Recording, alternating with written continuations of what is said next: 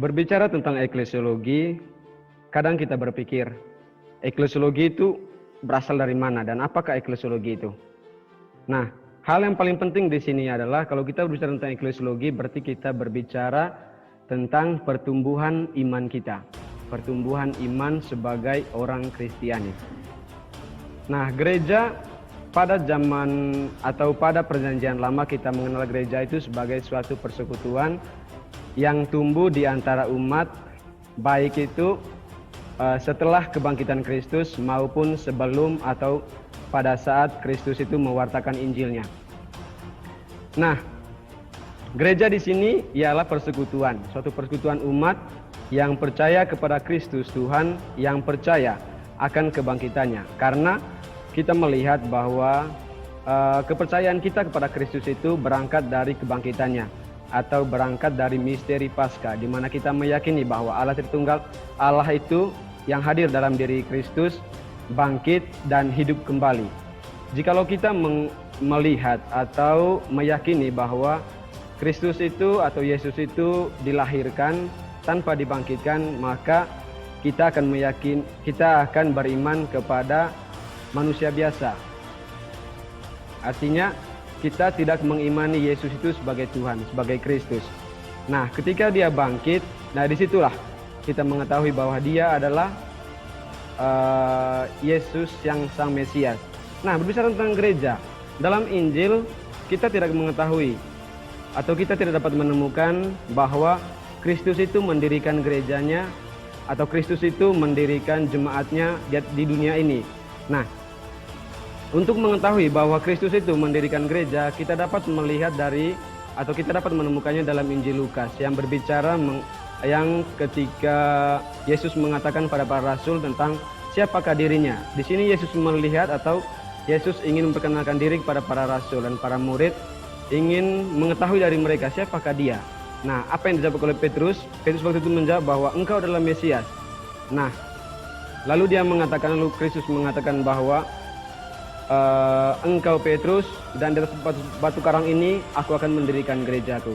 Nah, dari sini kita dapat melihat bahwa Kristus itu telah menetapkan gerejanya dalam diri umat itu ketika ia menyerahkan gerejanya kepada Petrus sebagai wakil di dunia ini. Teman-teman sekalian, setelah kita melihat dalam beberapa kitab Injil tadi secara singkat saja, garis besarnya seperti itu. Gereja adalah satu persekutuan. Gereja adalah pertama-tama gereja itu sebagai saksi. Nah, sebagai saksi, salah satu hal yang perlu disadari oleh anggota gereja, bukan saja kaum religius, pertama-tama dia berani bersaksi akan imannya. Dia benar-benar diutus. Nah, ini kita dapat buktikan dalam Injil Yohanes bab 20 ayat 19 sampai 23. Di sana ada suatu perutusan. Damai bagimu, sama seperti Bapa telah mengutus aku, demikian juga aku akan mengutus kamu.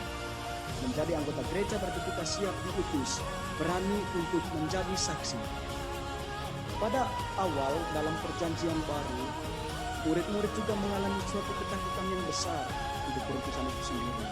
Tapi kita melihat dalam kisah para rasul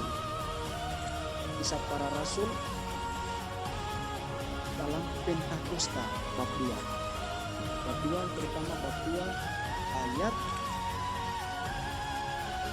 1 sampai 13.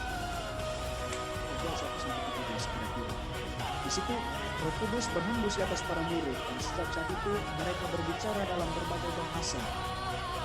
Mereka memiliki pengertian khusus, mereka memiliki suatu iman yang kuat yang diberikan oleh Roh Kudus. Mulai dari situlah gereja berkembang. Kira-kira kehidupan gereja awalnya, mungkin kita tidak setahu itu kira-kira tahu, tapi yang pasti bahwa kata gereja itu juga merujuk kepada jemaat. Teman-teman bisa melihat dalam kisah para rasul lainnya tentang jemaat perdana, itu adalah cikal bakal gereja dari para murid dalam kisah para rasul itu. Kira-kira itu dalam kisah para rasul dan Injil Yohanes sedikit.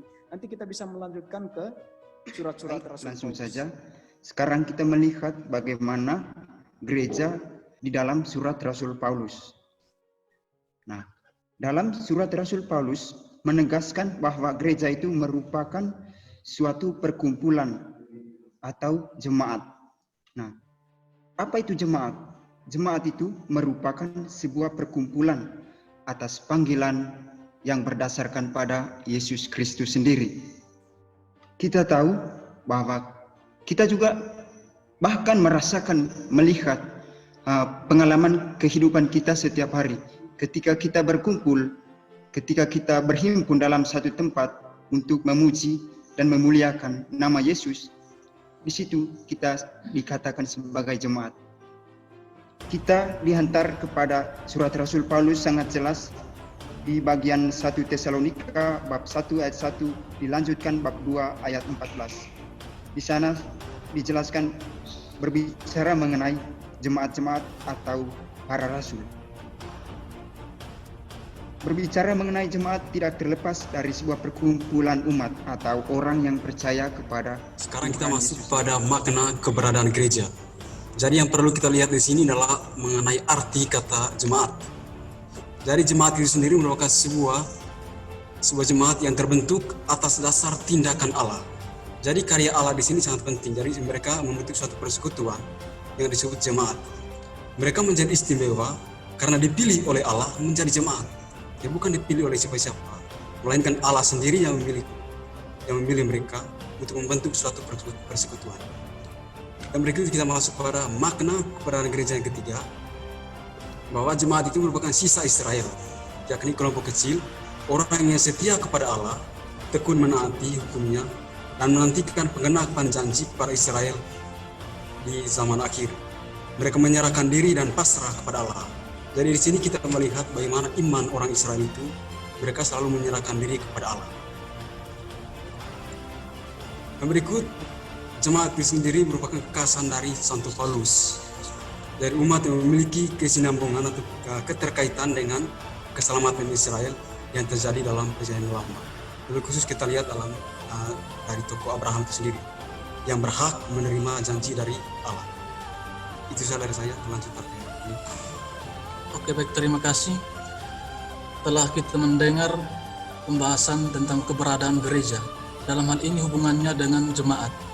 Telah kita ketahui seperti para frater-frater sudah jelaskan tentang jemaat itu apa. Ya, tidak jauh dari itu. Jemaat yang dimaksudkan dalam Rasul Paulus, di sini dia mengatakan bahwa jemaat itu adalah umat itu sendiri yang memiliki kesinambungan antara satu sama lain untuk memenuhi kehidupan iman mereka.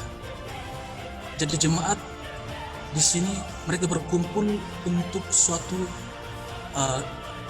yang disebut dengan iman. Mereka berkumpul karena iman. Jadi iman itu yang akan menyelamatkan mereka. Seperti kita lihat dalam Roma 9 ayat 6. Di situ dikatakan bahwa Paulus mengatakan kepada umat-umat di Roma bahwa satu atau dua orang berkumpul dalam nama Yesus, itu berarti mereka memperoleh keselamatan. Karena satu atau dua orang berkumpul dalam nama Tuhan, mereka diselamatkan. Lalu yang berikut, kebaruan hidup Kristiani atau hidup jemaat. Ketika kita berbicara tentang jemaat, tentu kita tidak lari jauh dari kehidupan gereja. Gereja juga merupakan jemaat, di mana kita sebagai jemaat, sebagai anggota-anggota gereja, kita berkumpul karena Yesus Kristus. Jadi gereja, untuk saya simpulkan di sini, gereja adalah mereka yang hidup bersama dalam Yesus Kristus dan menjadi saksi-saksi Kristus, yaitu kesengsaraan, wafat, dan kebangkitan. Jadi untuk kesaksian hidup ini bukan hanya para murid, tetapi di mana zaman kita sekarang kita memberi kesaksian tentang Yesus, tentang kesengsaraan, wafat, dan kebangkitan. Dan puncaknya kita memperoleh keselamatan seperti para murid. Jadi itu yang boleh saya bagikan. Terima kasih.